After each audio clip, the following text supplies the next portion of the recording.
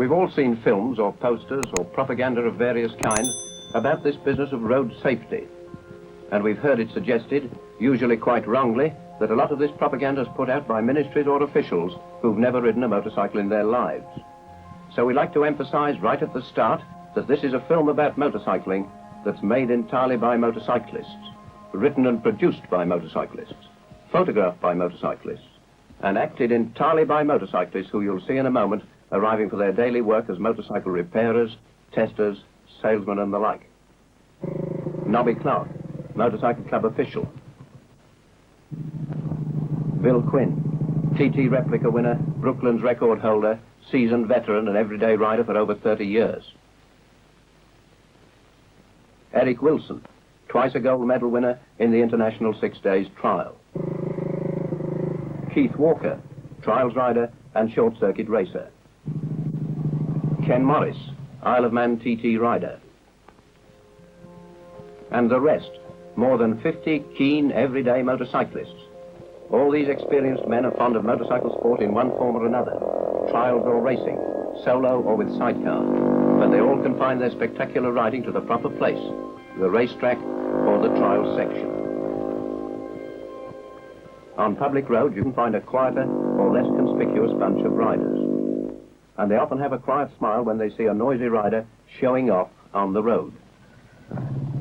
This kind of demonstration's a poor advertisement for the rider and for the whole motorcycling movement.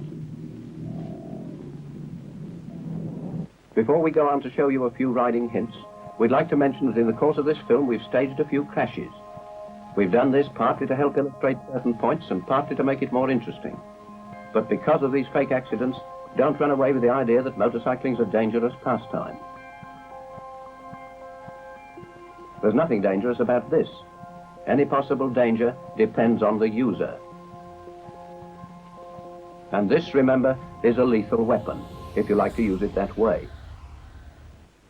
More pedestrians become road casualties than any other class of road user, not just because there are more of them, but because they're more vulnerable.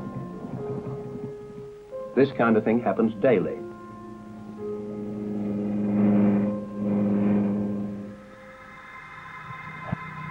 And the pedestrian usually comes off worst. Pedal cyclists and motorcyclists are vulnerable too, so it's up to them to take extra care to keep out of trouble. And we're going to try to show you how, by demonstrating some of the things we've learnt the hard way from actual experience. And remember that every single one of the incidents you're going to see isn't just a theoretical possibility. It's something that's actually happened to one of us or to someone we know during long years of hard riding. First, we'll deal with maintenance.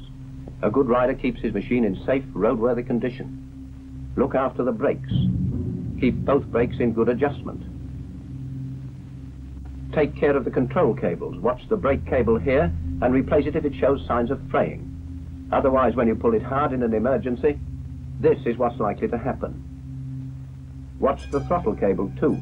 We can remember nasty experiences when the throttle's stuck open, and we've learned to give regular attention to the cable and to renew it at the first signs of wear. A badly adjusted chain can cause a bad moment if it comes off and wraps itself round your rear wheel.